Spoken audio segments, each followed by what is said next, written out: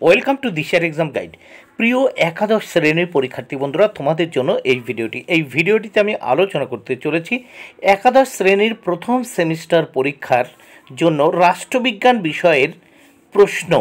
বন্ধুরা, এক কথায় এমসিকিউ প্রশ্ন আলোচনা করতে চলেছি। রাষ্ট্রবিজ্ঞানের চতুর্থ অধ্যায় সংবিধানের ধারণা ও তার প্রকারভেদ, এই অধ্যায় থেকে অত্যন্ত গুরুত্বপূর্ণ এক কথায় এমসিকিউ আলোচনা করতে চলেছি, যে প্রশ্নগুলো 100% কমন আসার মতো। বন্ধুরা, সেমিস্টার 1 পরীক্ষায় কিন্তু এই প্রশ্নগুলো অত্যন্ত গুরুত্বপূর্ণ। তাহলে দেখে নেওয়া যাক চতুর্থ অধ্যায় সংবিধানের ধারণা ও তার প্রকারভেদ।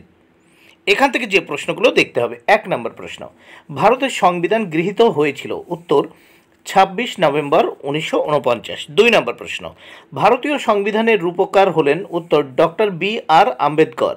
4 নম্বর প্রশ্ন, ভারতীয় সংবিধানের প্রস্তাবনায় ধর্মনিরপেক্ষ শব্দটি যুক্ত হয়েছিল? উত্তর 42তম সংশোধনে। 5 নম্বর প্রশ্ন, পৃথিবীর প্রাচীনতম লিখিত সংবিধান হলো? উত্তর মার্কিন যুক্তরাষ্ট্রের। 6 নম্বর প্রশ্ন, গণপরিষদের মোট সদস্য সংখ্যা ছিল? উত্তর 389 জন। 7 নম্বর প্রশ্ন, গণপরিষদের প্রথম অধিবেশন বসে? উত্তর 1946 খ্রিস্টাব্দের 7ই ডিসেম্বর।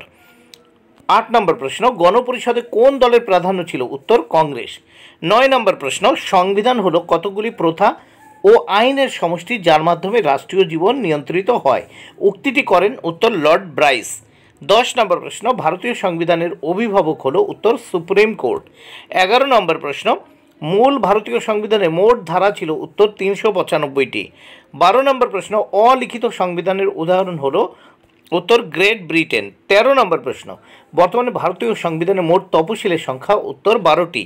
14 নম্বর প্রশ্ন, সংকীর্ণ অর্থে সংবিধান গৃহীত হয়েছে? উত্তর সুইজারল্যান্ডে।